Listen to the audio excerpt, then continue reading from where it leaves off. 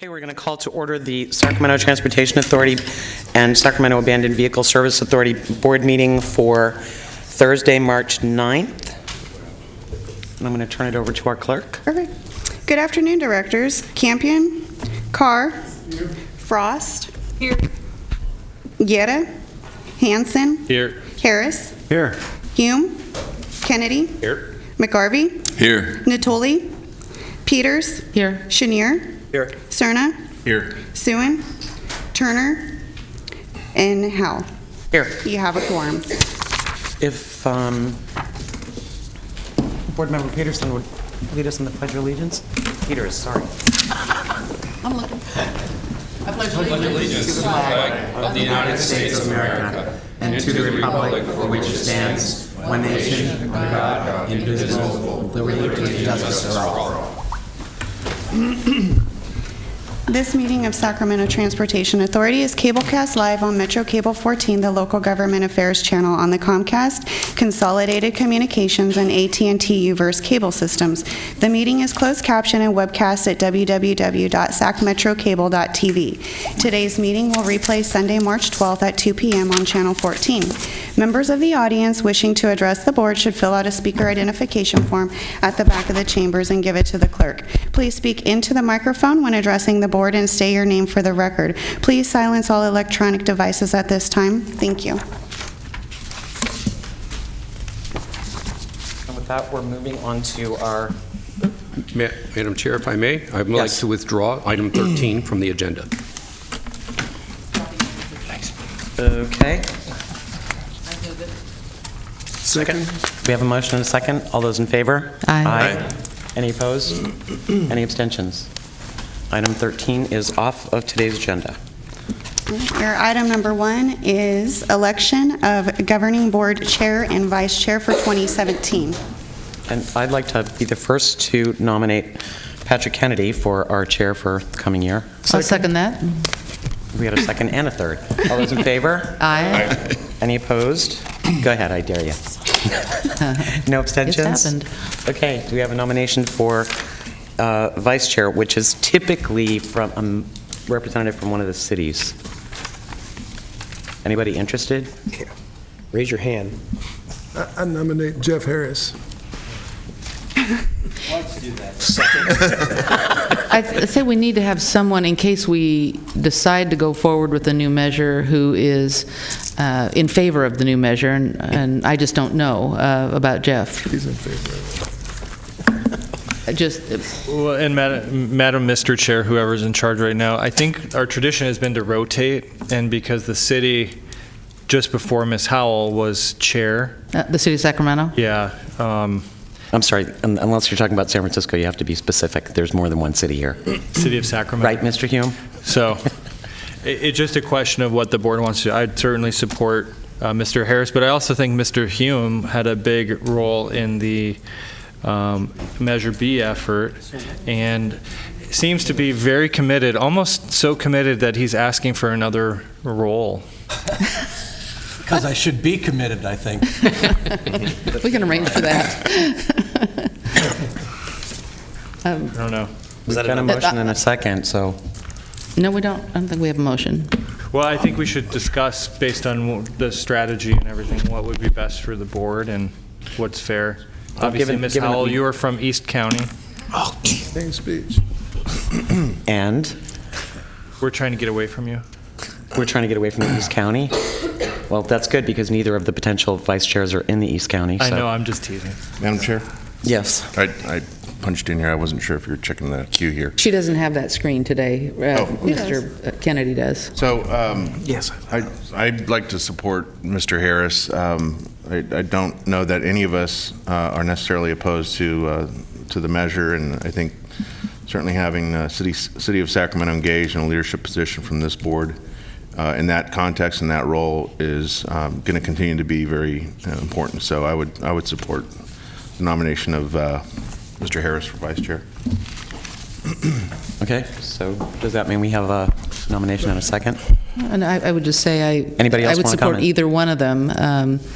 Mr. Hume did play a big role in the Measure B campaign, and I don't know, maybe you both could speak up about your thoughts. Jeff, you kind of played the shy role there, so let us know what you think. Well, no, I was absolutely in favor of Measure B and certainly campaign for it, if that's your question.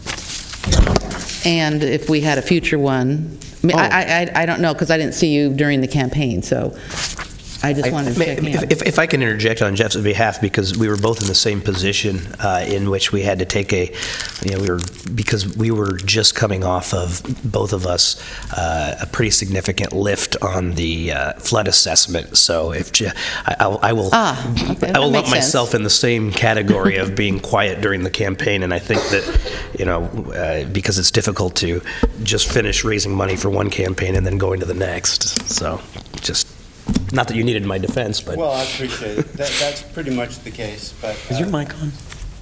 No.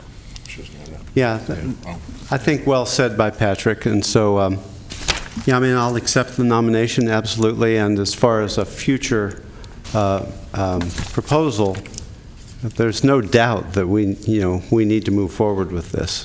No doubt in my mind at all, so I hope that allays your concerns.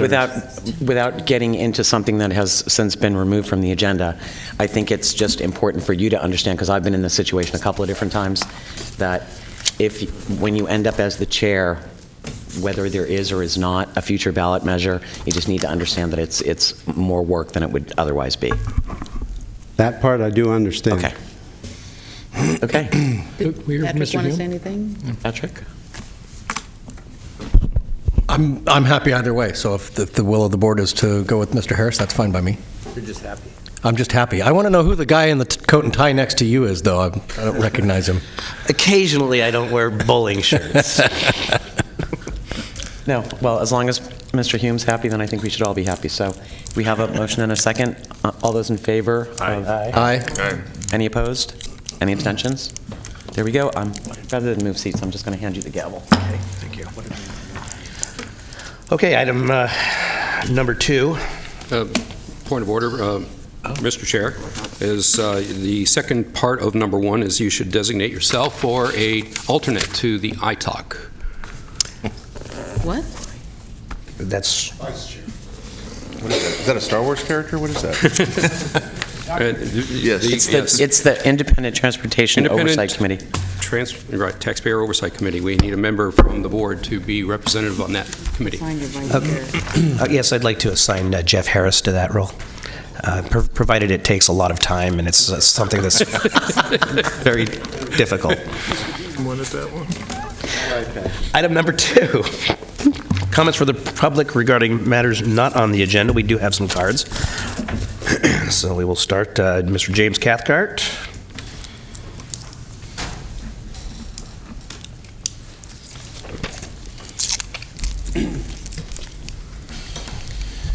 Thank you.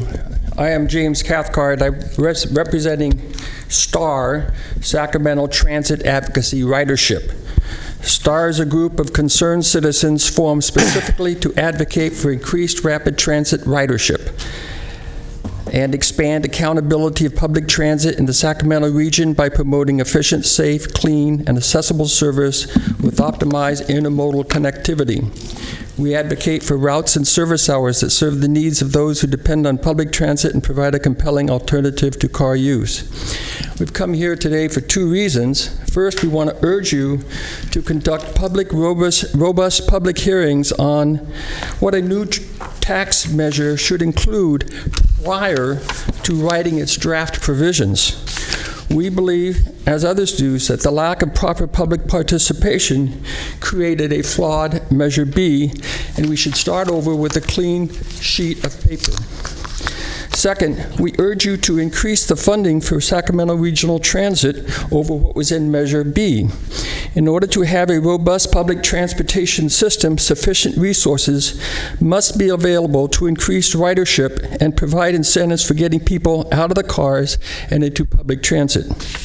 We look forward to working with you to design a new tax measure that meets the challenges of our transportation system. And I hope this agency will be very open about information as to how we can participate in this process. Thank you. Thank you. Ralph Proper.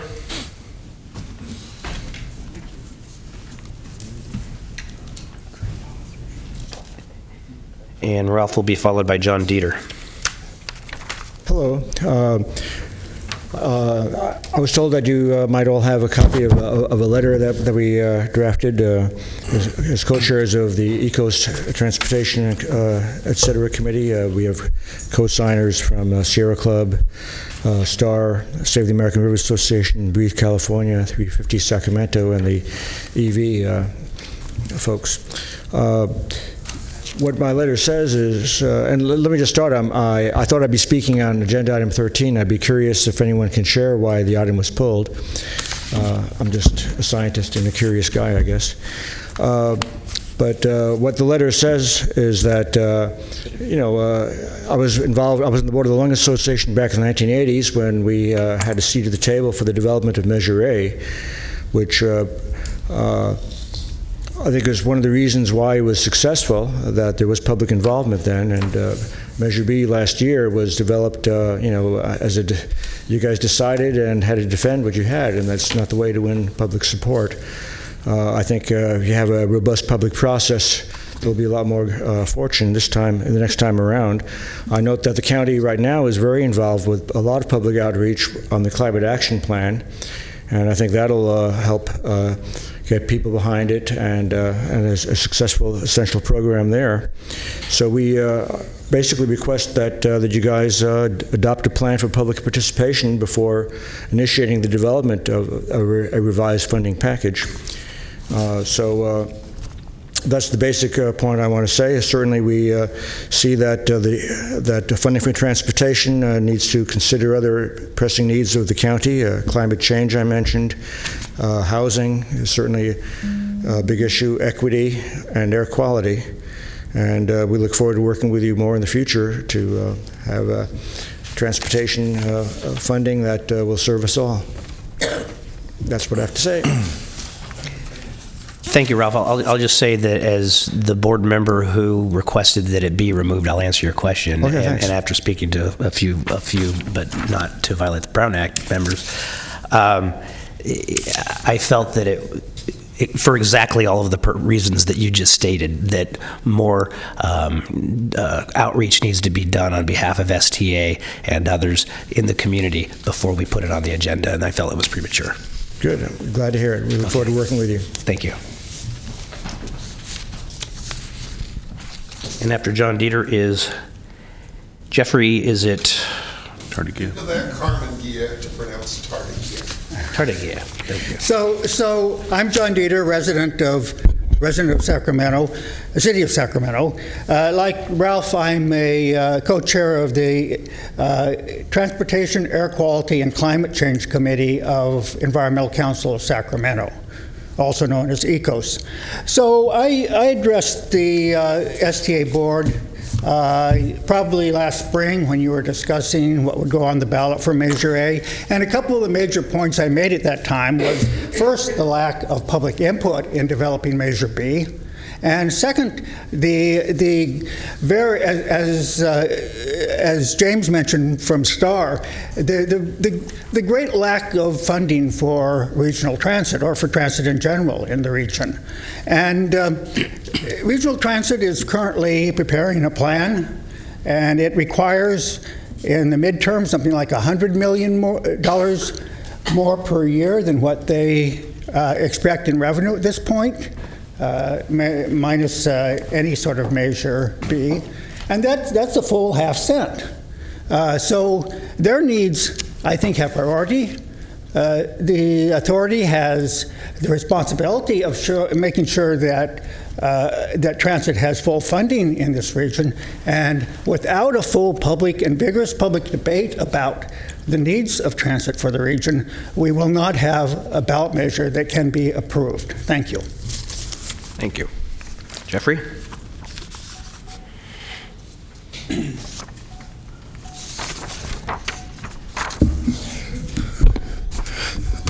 Well, I'm Jeff Tardigia, and there's a number of subjects I've advocated for, and assuming it takes a long time. This transportation tax, I advocated to regional transit in 2008.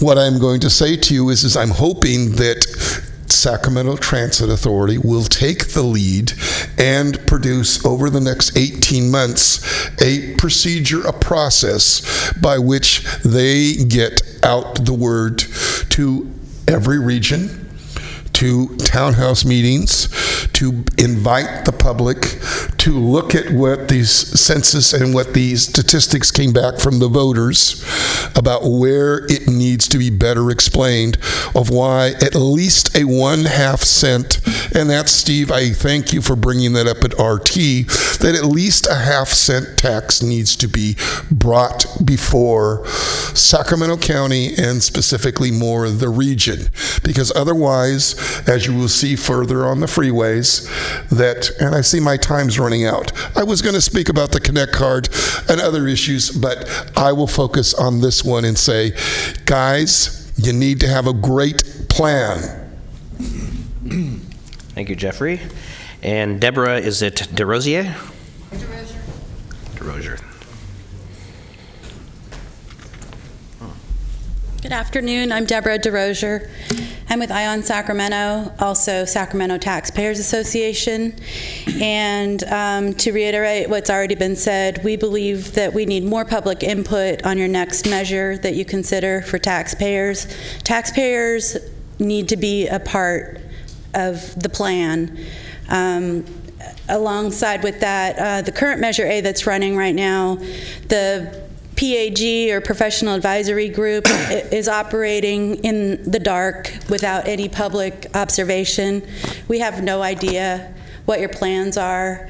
I would like to have it considered to at least have the public observe those meetings, or sometimes videotape them so we can watch them. Thank you. Thank you, Deborah. Are there any more? We don't have any more cards, so there's no more public comment. Then we will go to item number 3, the Executive Director's Report. Mr. Spencer. Well, I'd like to welcome you to the new year and welcome to the new members. So thank you for serving. Since our last board meeting, staff and I have been diligently looking at ways to manage our work. And so what I've started with is, at the direction of the board, I placed a new agenda item on your dais because I just reformatted a bit. But at the direction of the board, we met with the PAG, and in late February, we convened a meeting of the entire PAG, and we discussed the current and the future transportation demands and funding needs. And all of the jurisdictions and agencies expressed the need for additional funding. We know the shortfall, and we actually see what this winter has brought about as far as the state of disrepair. One of the things that we look back on is for the ones that did pass in November. We learned from Los Angeles, they passed a 1/2 cent sales tax increase, and it passed by 70.8%. They started their outreach process 3 years prior to the election, and one of the sound bites I came away with from the meeting that I attended down there was there wasn't anywhere we wouldn't go to educate the public. Their outreach message was consistent with our outreach efforts. I think we just needed a little more time. But we continue to receive public records requests, and that's because many people have taken interest in our work. When I came on board a year ago, you asked us to put STA on the board when nobody knew who we were. Well, I think we know. We see that people are taking interest. Our Facebook followers has increased. We've had over 3,000 followers in the year that I've been on board, and many of those are sharing the information that's being passed along, from traffic alerts to updates on funding to everything transportation. Also, since the last board meeting, staff and I have been looking at the ways to manage the work at the STA, and we still have a lot of work to be done under Measure A. We've looked at cross-cutting measures, acted to protect the taxpayer dollar. We've looked at reducing our monthly rent and various other expenses. We've extended our relationships with the banks. We provided information to improve our credit standings. And we have an ongoing study with PFM to look at our cash flow needs. We want to meet the needs of our partner agencies. We've implemented a simple and uniform progress report form for reporting progress on their projects. And that makes it very consistent, easy to track now.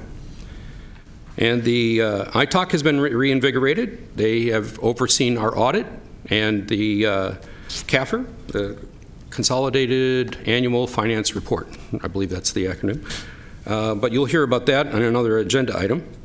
And we've implemented a new iTalk website that's independent of the STA website, and it continues to be populated with more and more information on the committee's activities.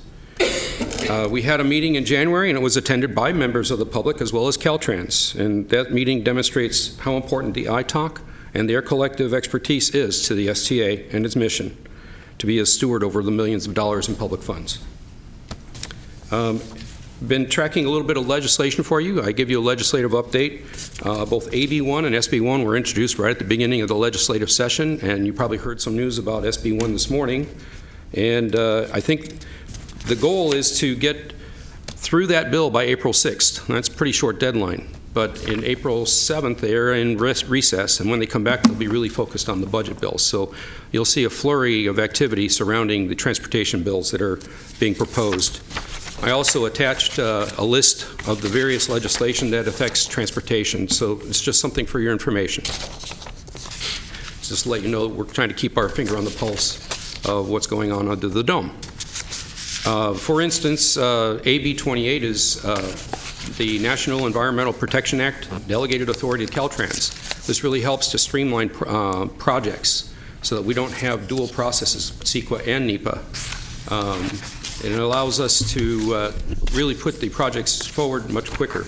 Caltrans has been an advocate of that, and all of the self-help counties have been an advocate so that we don't have this lapse, because a lapse would mean we have to go back and reapply, which would be about a 2-year process.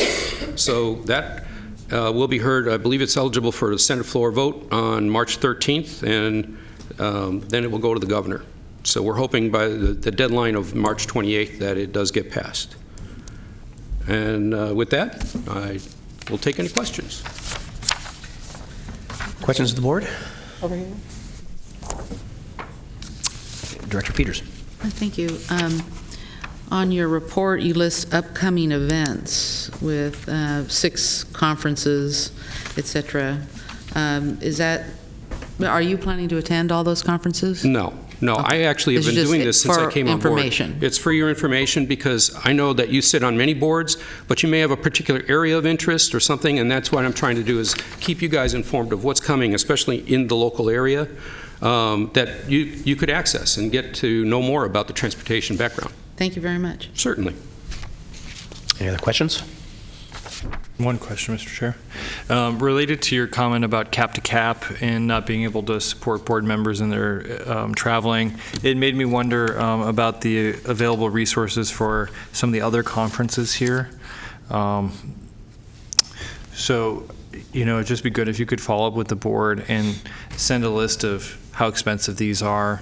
So if you are having a resource deficiency, at least we're aware of what that means. Okay. I can do that. Because some board members may want to go to something related to self-help counties. That's a relationship that the chair may want to cultivate if we're looking at another measure potentially in the future. So. Okay. I will.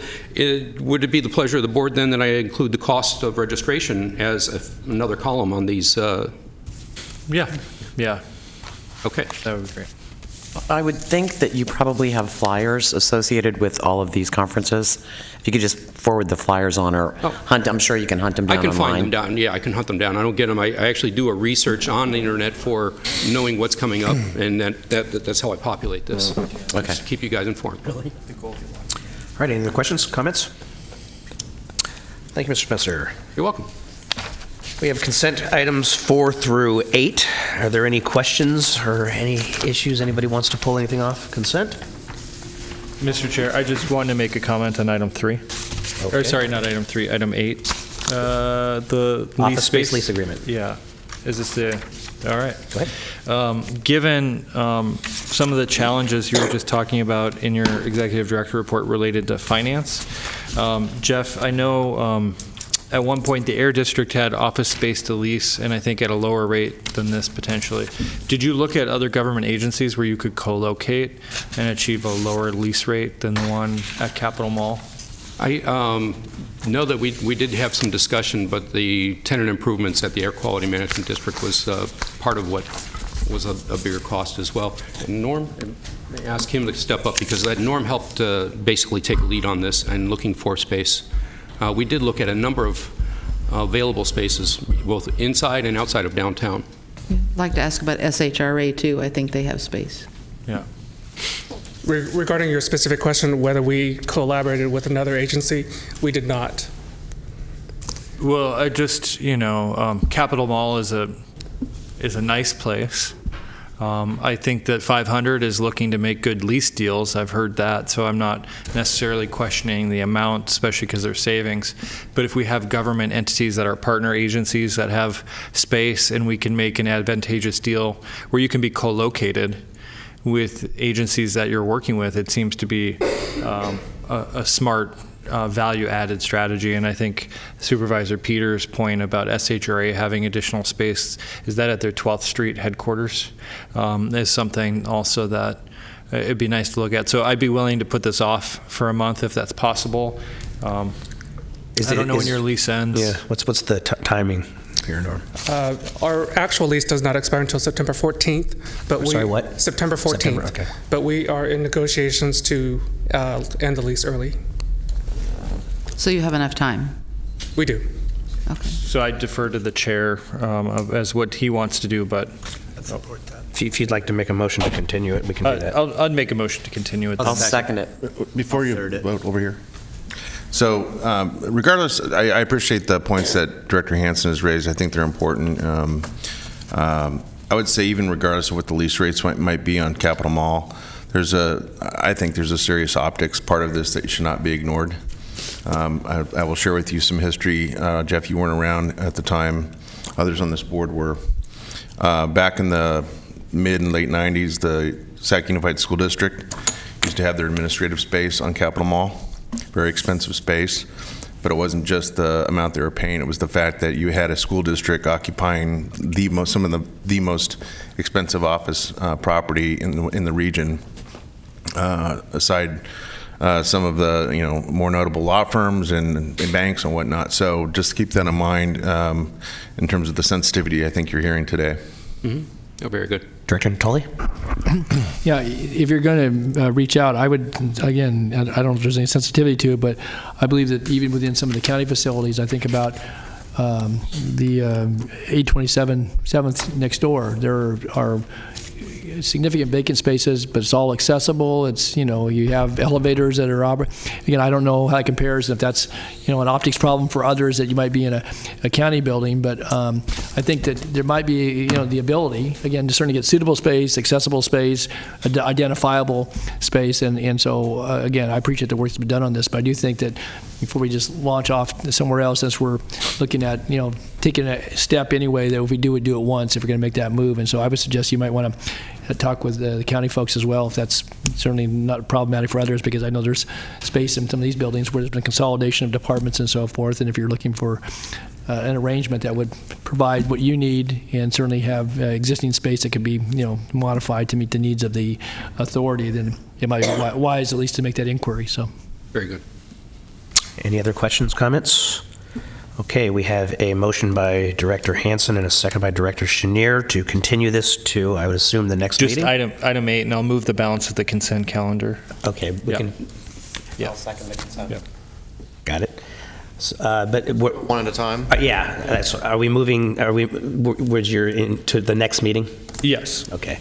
So we'll take 8 first, and we have the motion by Hansen, second by Chenier, to move to the next meeting, the office space lease agreement. All those in favor? Aye. Opposed? Abstain? And second, now we have a motion for the consent, I believe. Yes. Yes. By Carrie made the motion. We have a second. Second. Second by Director Chenier. All those in favor? Aye. Opposed? Abstain? Separate items. Number 9, the City of Ileton pre-award engagement.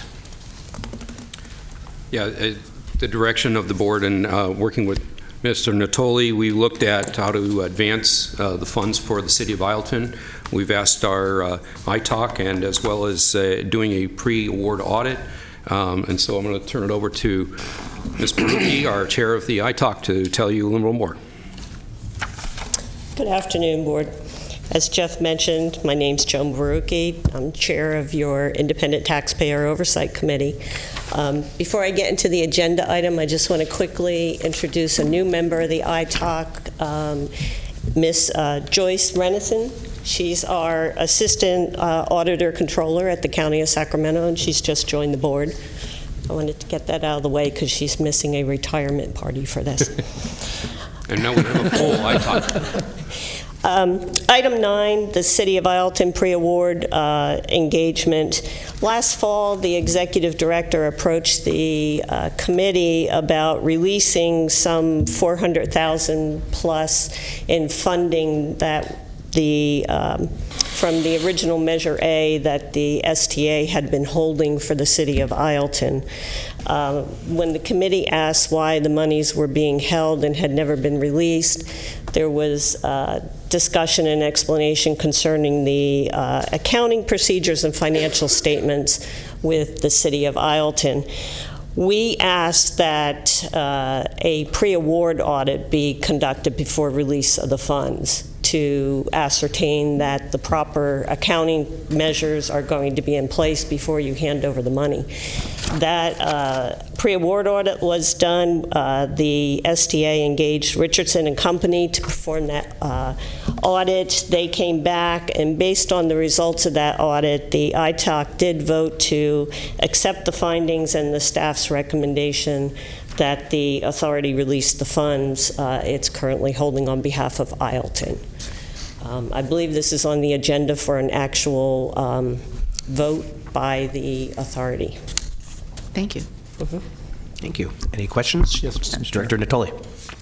Yeah, thank you, Mr. Chair. I want to thank the ITOC and certainly our committee members and certainly our staff for working with the City of Ileton.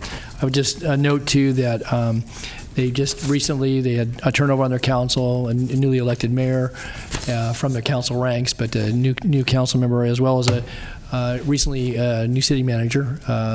Previous city manager had retired last year, so I had a chance to meet him actually a week ago Friday, and I would suggest it might be a good idea, Jeff, just to as this goes forward, assuming we take this action here today, I think to convey probably in written form the auditors finding the recommendation, and then the letter finding in the sense that some things that they can do to track the monies properly. I can assure everyone here, and I think I've said this before, that there's, not unlike all of our jurisdictions, there's plenty of work that the money can be put to good use to, and the fact that they haven't drawn on this for a number of years because of their own situation is no fault of this authorities or anyone else's, but I do think that the money would be put to good use and hopefully this construction season. And the county, just by way of information too, I know that through the county executive's office that we've offered to assist them with any technical assistance in the event that, putting together contracts and those types of things, at least under the previous administration. We'll see what the new city manager's take is on that. But I think the audit was a good idea. I appreciate the work that the committee did, and certainly Jeff, you and your staff following up.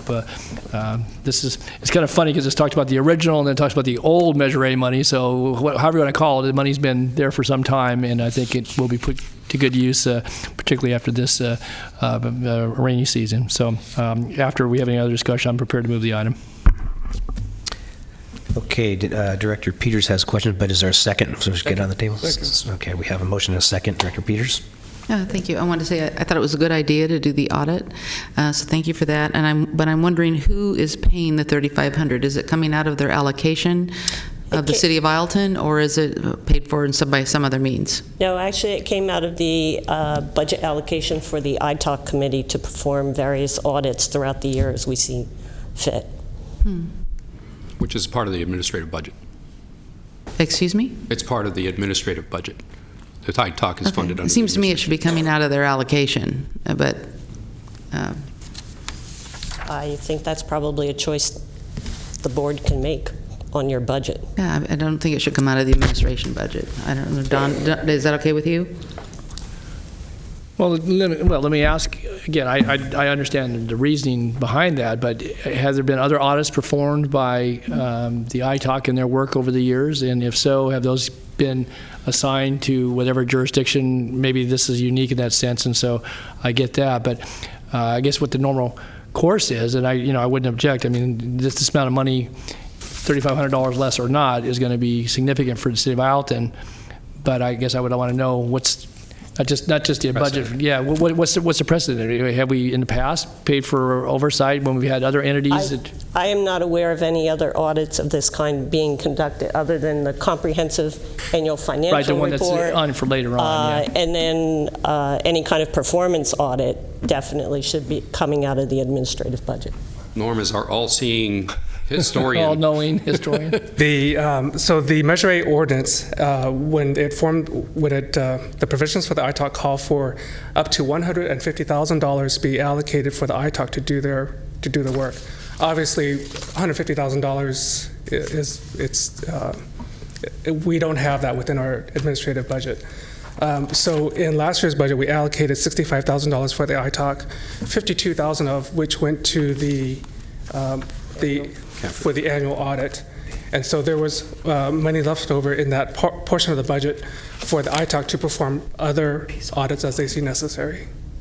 Okay, so I guess, and I appreciate that. So I just say to the suggestion that we do this, that if that's going to be the case, that in the event that there are future audits required of our member agencies, then it should be understood, unless there's other circumstances that are unique to that particular situation, and then that those audit expenses will be borne by the member agency. And because I think if it's fair for Ileton, then it should be fair for others as well. So I'm fine to include that as a part of the motion, but that kind of becomes the precedent. And again, if there are unique circumstances, you'll bring to this body saying, well, that didn't no fault of their own, they had to do an audit or something. So I think that the reason it was done that way is because in the ordinance, it specifies what are eligible expenses that are done with the transportation funds that are allocated to the agencies, and then there's a separate amount for administration, which is actually the catch-all for everything else, and that's why it was done that way.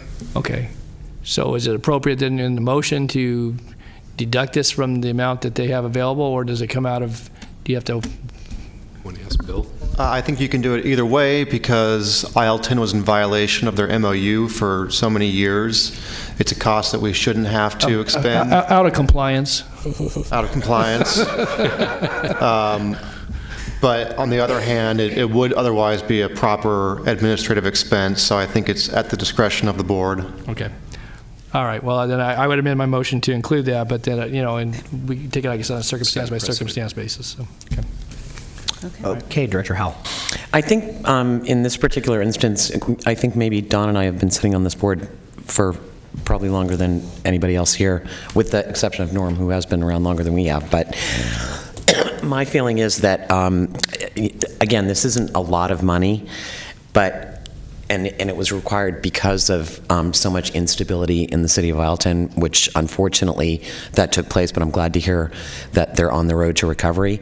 But I think maybe it would be, not that I'm trying to teach anybody a lesson, but I think that would behoove all of the rest of the member agencies not to find themselves in that situation. So rather than have everybody in the region pay for mistakes or difficulties that Ileton had, that Ileton, have to spend that money out of their allocation to keep everybody else. I would venture to guess that an audit on the city of Folsom would be dramatically more than $3,500, and that would be Folsom's lesson to make sure that they don't get in that situation. Don said okay. Yeah, so. I'm fine. So that's my motion is amended to include the release of the amount with the thanks to our committee and to our staff, and that the amount of $3,500 be deducted from the balance that would be released to the city of Ileton. And I would second that. We already have a second there, and you're okay with it? Yep. Okay. All right. Is there any more discussion, comments, questions? I have nothing from the public, so is there anybody who wants to speak on this? All right. We have a motion by Director Natoli and second by Director Gatta. All those in favor? Aye. Opposed? Abstain? Thank you. Thank you for coming today. Yes, thank you so much. Yes. You're going to see me for the next two items. Number 10, Comprehensive Annual Financial Report, the CAFR of June 30th, 2016, an independent financial audit report for fiscal year 2015-16. This is a receive and file. This is probably one of the most time-consuming efforts that the committee undertakes on an annual basis. This is your annual financial report. Again, Richardson and Company performed this year's audit. What was unique this year was the involvement from the Independent Taxpayer Oversight Committee. We were involved from the entrance audit all the way through review of the various drafts.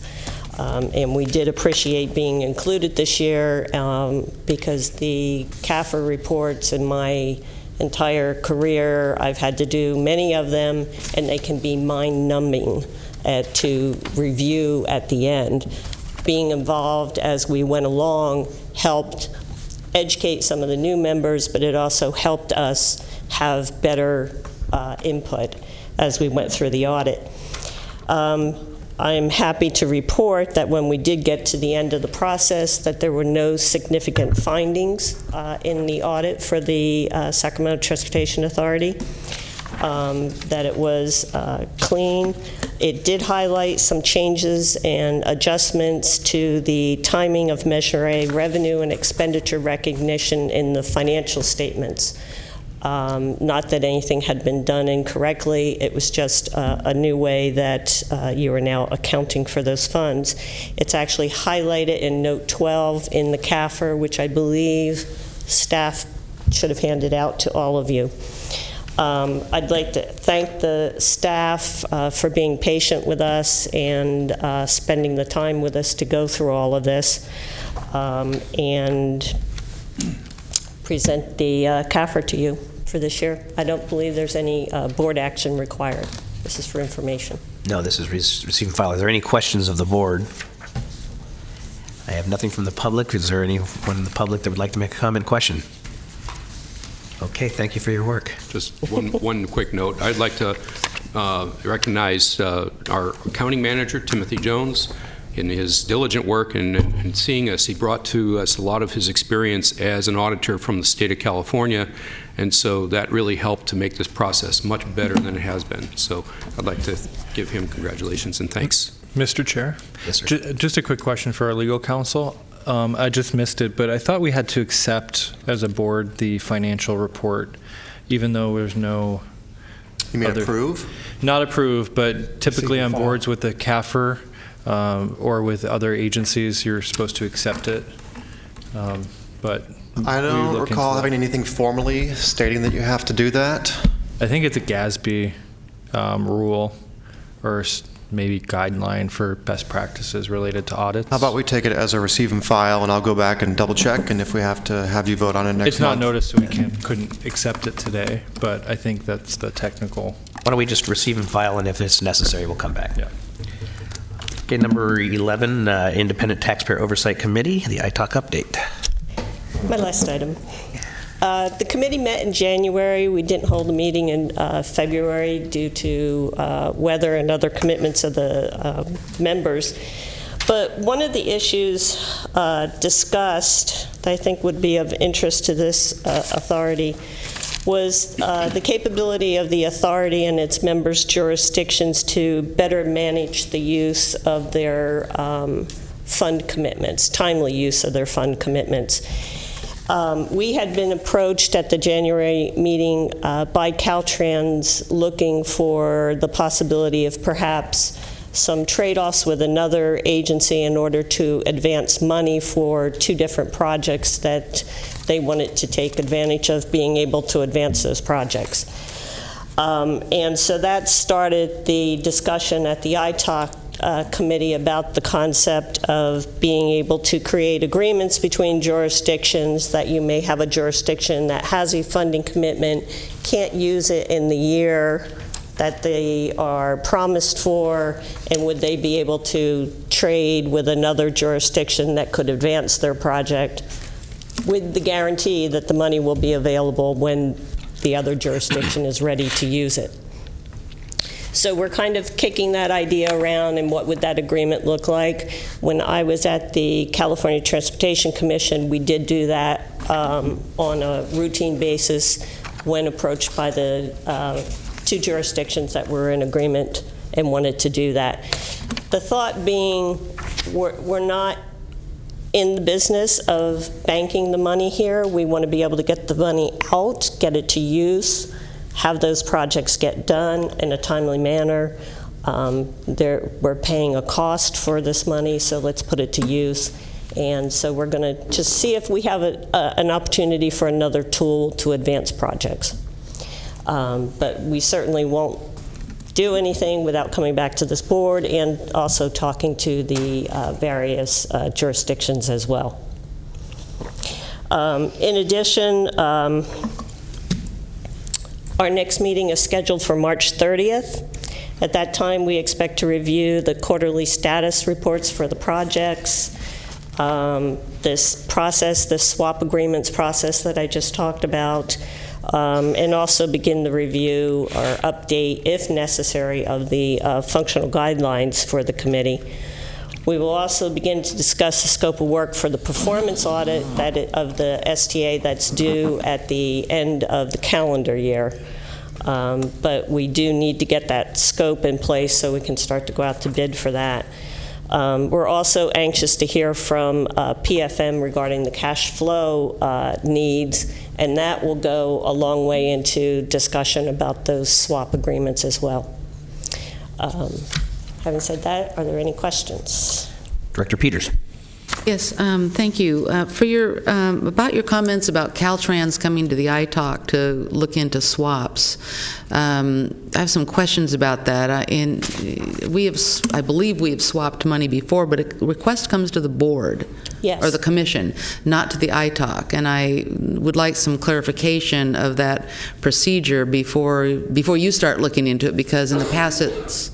Yes. I'm on several transportation boards, and it always comes to the board first. So that doesn't seem like it's very transparent to me, because the ITALC's not. The ITALC cannot approve anything like that. That would have to come to this board. They were coming to the committee to see, is there a process within the Sacramento Transportation Authority. Okay, I didn't hear the word process, so maybe I missed it. I'm sorry, we're looking at process for you, and what would those agreements look like? Some understanding that perhaps there isn't something in place right now. And so anything would have to come back to this board. Process, approval. Were they as talking well. about projects that were within the jurisdictions that are represented on this commission? Yes. Correct. Yes? I didn't hear what you said. Yes. Okay. Yeah, I'm sure we've done that before, but it's all been at board level. I don't know if Caltrans was involved or not. But, no, the ITALC is not looking to usurp the authority of the authority. We were merely trying to facilitate what would a good process look like, and especially since one of our charges is to look at project status, and progress, and look at cash flow needs. We were thinking we really should have something in place so when something does come to staff to come to the board, that you have a basis for deciding whether or not it was something feasible. Does that make sense? It does. Okay. But I still would go back to, I think that process discussion needs to be from this commission. Okay. Thank you. Any other questions, comments? Okay. Thank you very much for all of your hard work and for being here today. Thank you. Number 12, budget to actual analysis, first and second quarter of fiscal year 2016-17. I had a public comment. Oops.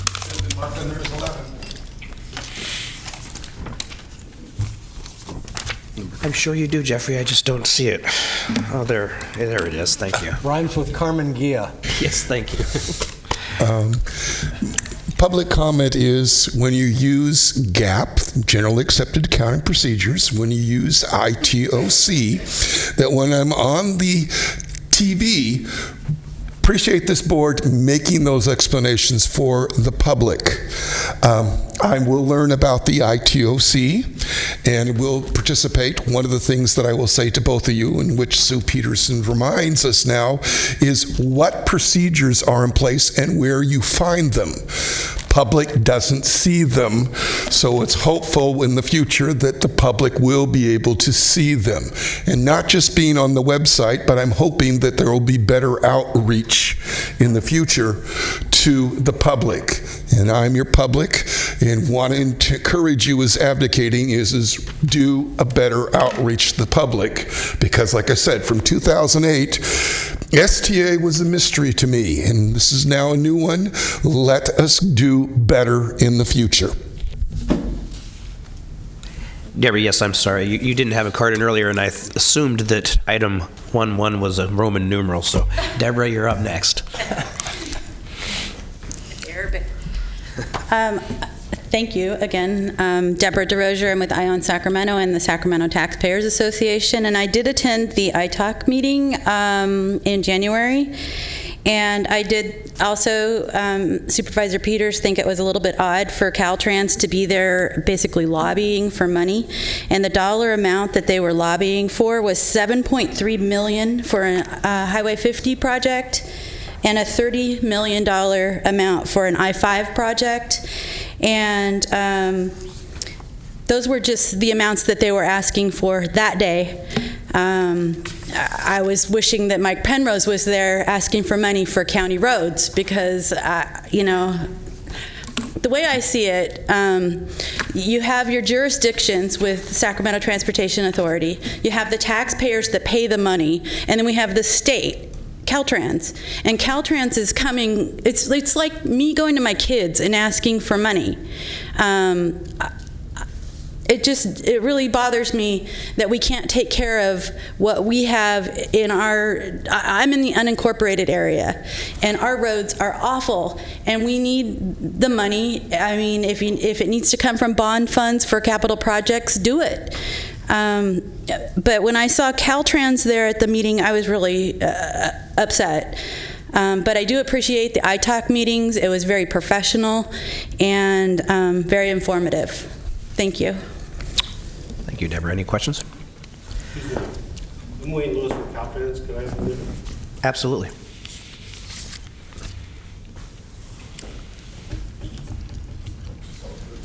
Please state your name for the record. My name is Wayne Lewis, project manager with Caltrans. I think there was a misunderstanding a little bit. The projects that we were talking about, the I-5 corridor project and the Sacramento 50 corridor project, are programmed in the new Measure A.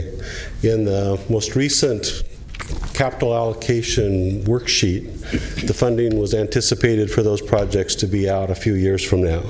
So we were talking to staff about, is there any flexibility or possibility of accelerating funding for those projects, because we have some rehabilitation projects that we think we can build on to lower the total cost to the STA for completing the HOV or the bus carpool lane projects.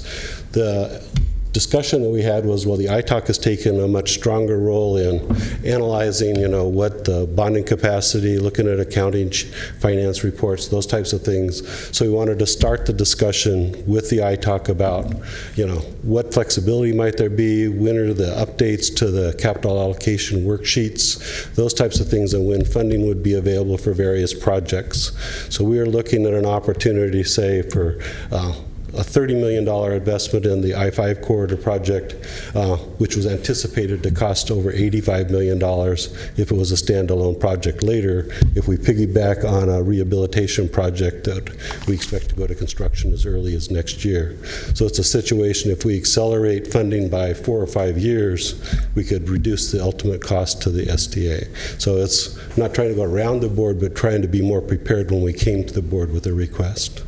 Thank you. Director Howell. I think that's an important distinction, that this is money that's already in the Measure A expenditure plan. Yes. It's not that Caltrans is coming forward and saying, oh, can I have $50 million that wasn't already accounted for?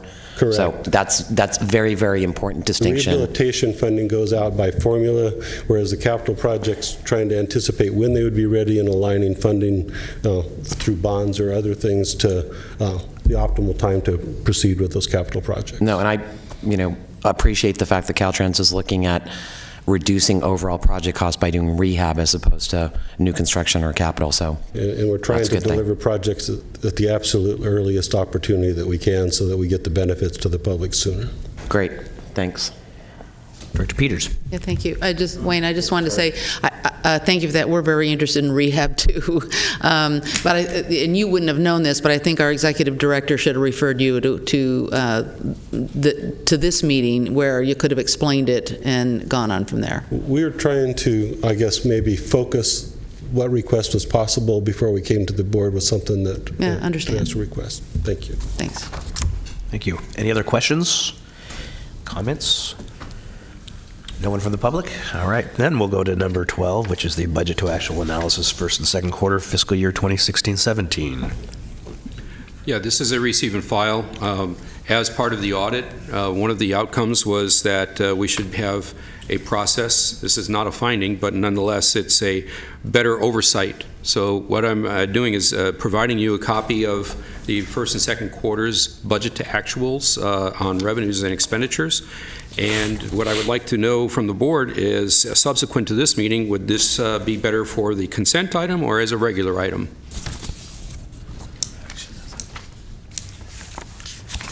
Any wishes of the board? Just consent for me. It doesn't take that long. I think it's not a bad idea to have the information available, and if that way, if anybody's got any questions, we don't have to bother pulling it from consent. Okay. That, and it gives the public a chance to weigh in should they want to. It's a regular item. Okay. And then We've got one person who says no, consent, and one says I think regular, if in so- that case, then we would probably err on the side of hearing it. Okay, just... Yeah. But Larry? You can always pull it off. You can always pull it off consent and talk about it. Right. Is there any other member of the board that has a particular desire? Because I think it's just as easy to do as Director Howell said and just move through it. And if there's no questions, it's just as time consuming as pulling it off consent. So Well, with that, I'd move the item. it's actually receive and file. Receive and file? All right. Let it be noted that Director Natoli has received and filed. Agrees with as a non-consent matter? Any other questions? No. Okay, thank you. Mr. Spencer, the Executive Director's State of the Agency Address. with this, I'm going to move to the podium. This is a new item for the new thing for this year, and it is my first time doing an address, so you'll bear with me.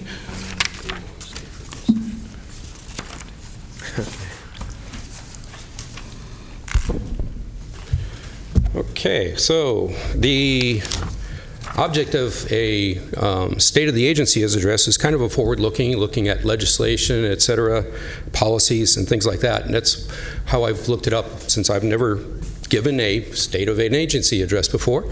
But I looked at our mission, and the mission of the STA is to maintain and improve the quality of life in Sacramento County. Our transportation system requires our funds, and it all goes to the benefit of our public. This agency has continued to provide funding under Measure A and works effectively to manage those funds. For instance, we just recently completed the over-the-top I-80 project with Caltrans, and that used STA funding. The grand opening of the Sacramento Valley Station is another hallmark of where we've used our funding to advance the quality of life here. There are specific safeguards in the ordinance to ensure that the funding is used properly, and these safeguards include the Independent Taxpayer Oversight Committee to supervise fiscal and performance audits regarding the use of all of our sales tax funds, and provide the independent review to ensure that all our funds are spent in accordance with the provisions of the ordinance. And as you've heard, we've from our ITALC chair, they have been reinvigorated and having public meetings. We've implemented a new website for the committee to improve the transparency to the public. Measure A continues to fund needed projects across the county, including road repair, public transit, improved bicycle, pedestrian, and safety, and specialized transportation for seniors and persons with disabilities, and improving the air quality. We've provided many resources for projects that otherwise would not be accomplished, and we've leveraged other state and federal dollars that have come available because of the local funds as a match. Additionally, the STA provides for this freeway service patrol in the area The STA program manager, Jennifer Dahl, has done a wonderful job, and recently, as a result, has been appointed the 2017 vice chair for the statewide motorist aid committee for CalSafe and FSP. The governor's new corridor mobility program includes an increase for the FSP program, a $25 million annual increase, and FSP state funding hasn't changed in 10 years, so this is a welcome add. This year, next year coming up, will be a time to position the agency as a good partner to our recipients by understanding their needs and prioritizing the agency's ability to meet those needs, which we will find out after we understand our cash flow analysis and the various needs that are going on. Now, recently, in January, the California State Transportation Agency held a last-minute call to all of the Metropolitan Planning Organizations, or MPOs as we know them, and our TPAs, which is the Regional Transportation Planning Agencies. They were asked by the National Governors Association to come up with 3 to 5 projects, transportation projects, statewide for possible federal funds. This was sort of a fire drill exercise, as I understand it, as the new administration came on board and they talked about an infrastructure package. We have a list put together, the state forwarded, and we are in a waiting position to see what federal funds may be available for projects as the federal works out what those opportunities might look like. I've been involved in the past few months as the co-chair of the State Legislative Summit. Unfortunately, the summit is scheduled for today, and so I am here instead. But nonetheless, I wrote much of the policy paper that was advanced through our legislators, and we coordinated with the other committees on mutual policies. For example, economic development and transportation together look to support our region's efforts to form public-private partnerships, especially with autonomous vehicles and connected vehicle manufacturers and other related companies. It'll bring jobs to the area, it'll bring technology, and it'll help make efficient transportation. Sacramento is at a unique moment in its history with the opening of our new Golden One Center and its technology capabilities. New City of Sacramento Innovation and Growth Fund has been established. Growing technology community, we are poised to continue our momentum by becoming a demonstration hub for the new technologies. Automated and connected vehicles testing presents a tangible opportunity to continue the evolution of innovation and entrepreneurial ecosystem in transportation. The U.S. DOT has already designated 18 cities as test centers, and that was identified in their Beyond Traffic report under Secretary Fox. But one of the things that I've been working on is all efforts thus far have been focused on automated cars. And I've been speaking at conferences where I can and trying to help bring focus to include automation in transit and other service vehicles, such as garbage trucks, delivery vehicles, and other types of modes that actually congest our roadways on a daily basis. So these conferences include localized, mostly San Francisco Bay Area, Silicon Valley, smart cities, Internet of Things, and other academic conferences. I was at UC Berkeley recently. I led the Federal Transit Administration through the Connected Vehicle Safety Pilot prior to coming here as your director. And so I have really a good basis for bringing these things to light. So in partnership with the city and the county of Sacramento, as well as bringing private enterprise to develop and test transit technologies, I think Sacramento can be a real point of focus on these technologies. And it's what I hope to develop as what I call a Sacramento Transit Advanced Research and Test Center on Automation. You got to have a good acronym, right? So it's START-CA. With that, I'd like to actually show you a bit of a video, and this is a project I worked on while I was at Caltrans as well as at the FTA with UC Berkeley, and this is a actual bus that is in operation in Eugene, Oregon. So with that, I'll give you a better perspective of what I'm talking about.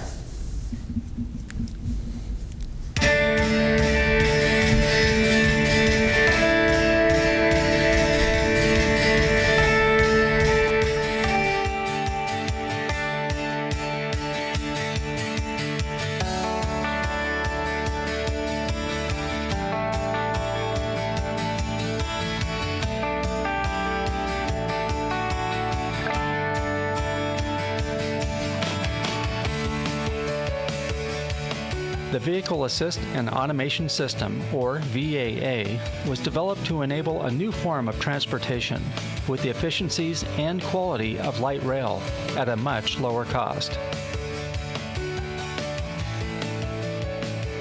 This innovative magnetic guidance technology was developed via the PATH program at UC Berkeley. Hi, I'm Bill Mulliken, an instructor and driver for Lane Transit District. The VAA is a very reliable system. I've gone through the corridor several hundred times already. It takes away the liability from the drivers. The benefits of precision docking is that the bus gets close enough to the curb to where people can step easily onto the bus, and wheelchairs and walkers can get on with the ramp. It also gives us an opportunity to look around on the platforms and see other cars coming because we're not concentrating on keeping the vehicle inside the guideway. It is the first time that an automatically guided transit bus has been tested in revenue service in the United States. The Lane Transit District in Eugene, Oregon tested the VAA system for 6 months and confirmed its reliability, cost savings, and precision. Russ Arnold, Marketing Manager at Lane Transit District. The precision docking system, which we called MAGS on our end, was fantastic. It helped reduce driver stress at some difficult boarding areas where they have to manage not only paying attention to how close they're getting to the platforms, but also a lot of individuals, customers waiting to get on the platform. It removed that stress for them. And then it really helped us with some maintenance costs is what we found and what we're really hopeful about. It made it so that, you know, every single time we brought that bus in exactly where it needed to be with the same gap. The gap never changed. We didn't have to worry about people hurting themselves or falling into the gap because we knew it was always consistent, and we knew that there was no tire rubbing, there was no anything, because that docking system just brought it in perfectly. It's been fantastic, and we're excited to see how we can expand it into our system. Since its implementation in 2014, the VAA system has resulted in benefits for both riders and drivers of LTD buses. Its precision docking, which reduces curbside gaps, offers easier boarding and safety for disabled passengers. Its precise magnetic technology, or MAGS, also results in less tire and wheel alignment maintenance, as well as less wear and tear on both roadways and transit stops. The result is a system that will save substantial monies down the road, reduce travel time, and improve schedule reliability. The VAA system is a good fit for LTD, and most importantly, for its many riders.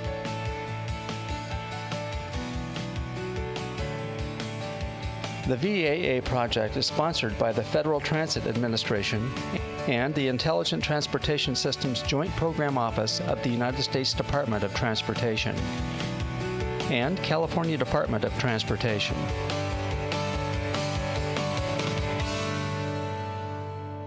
Well, I hope that gives you a little better perspective on the thing is we need to bring more tools to bear. You got to have more tools in the toolbox, and this is just one way of doing that. Through partnerships with other self-help agencies and the Self-Help Counties Coalition, I look to assist in developing the necessary legislation and fund transportation, fix our roads, as well as provide incentives and policies needed to spur innovations such as this that look at the future of our transportation system. Following year of 2018, we'll be very active with many projects coming ready, and the agencies are looking at our ability to fund those projects. We plan on continuing our efforts to gain support for the meeting the demands of our transportation infrastructure, as well as looking to other funding opportunities from both state and federal funds to complete these needed projects. And with that, I will be open to questions. All right, any questions? Comments? Okay. My only comment would be that you should talk to RT about this. It might be an interesting cost-saving way to get RT or something, some branch of RT to the airport. Yes, I have opened up some of the discussion with Neil Nance, their lead engineer, and also with some of the city staff, because the Mayor Steinberg has mentioned about becoming a demonstration center. I think these are opportunities that Sacramento can leverage, and I'd like to help participate and bring that to bear with my experience. Mr. Chair. We have Director Natoli is next, then Director Carr, and then Director Hansen.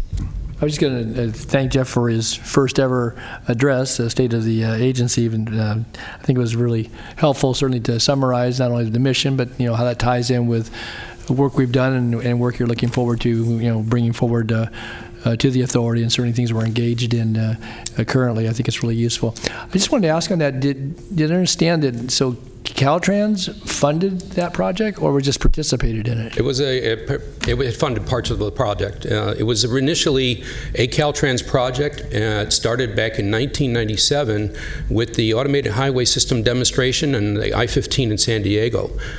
In 2002 and 2003, it was applied to the buses. In fact, the actuators had to be manufactured. They didn't exist. And why did they have to go to Oregon to do it? Why they couldn't find a California one to do it? Because California law doesn't allow automation. That's why we demonstrated it up there. Very good. Interesting.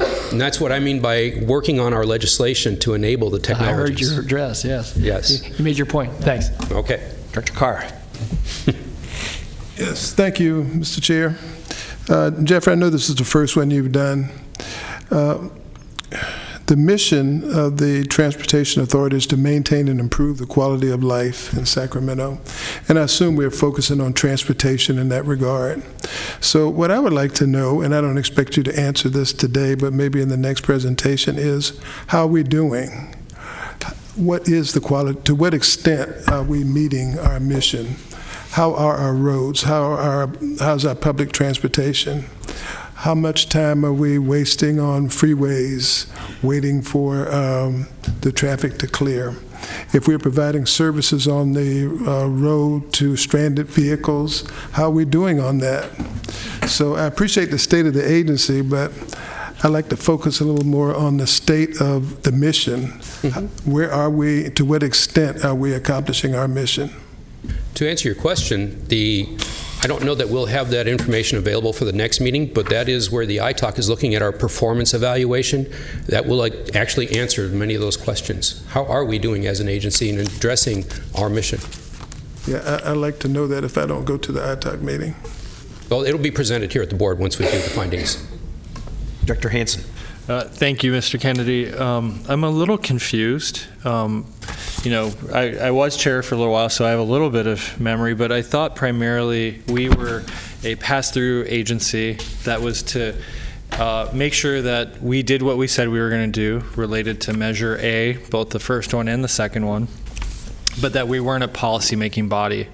At the point at which we work with our jurisdictions to make a transportation measure, and I think the public who came out here today want us to do even better than last time about that, is to engage the community and our stakeholders. But I'm confused as to why you're involved in policy making when this board really isn't a policy making body for the purposes of setting fix-it first policy, transit policy, or any of those other things.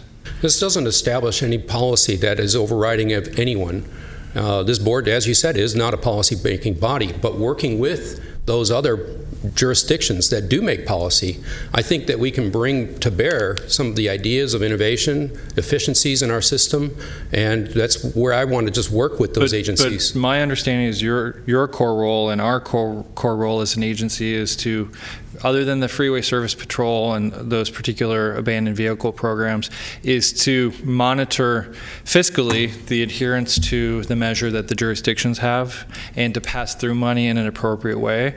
And it is my understanding that because of the resource deficiencies that you've talked about, that we are not able to even maybe accomplish some of those basic tasks. So I wonder why we're exceeding that core role in new ways that aren't consistent with the central mission of the authority. And I would have concerns about your engagement in those ways as a board member, but also somebody who sits on several of those other bodies, when those bodies are the appropriate place to raise these issues, whether it's bus rapid transit or some sort of automated vehicle policy. This is not the body which would make those decisions. It would either be the city council or other local government, the county board of supervisors, regional transit, as our agencies that we partner with. That is what I expect as well, but they don't have those discussions or necessarily expertise. So in the state of the the authority report that you just gave, I didn't hear anything about how our partnerships with our fellow agencies are doing, what their feedback is on what we should be doing and could be doing better, nor any other feedback relevant to the actual state of the transportation authority. But I heard a lot of interesting things about transportation policy that are beyond the scope of the agency as I understand it. Then I would ask for direction. If you don't want me to be doing that, I would look to the board to say that then. Well, I defer to the chair. Okay. But I would say, I count on our executive director to know what his job duties are as contained in the job description, and I just hope that you continue to focus on that. I think that we can end it at that. I think we'll have further discussion about just that when we dovetail into the next agenda item, which is actually closed session, in which we are dangerously close to being very late. So with that, are there any other questions or comments? Yes. Yes, sir, Director Carr. I think Mr. Hampson raises an excellent point, and we need to decide what it is we're doing and make our mission statement align with what it is we're trying to do. If we're trying to improve the quality of life is one thing. If we're here to manage the fund efficiently, then that's another thing. And that guides the organization in a different direction. But we just need to make this clear because it's confusing. Yep. Very good. Thank you. Anybody else? All right. Then with that, we will go into recess and go into closed session.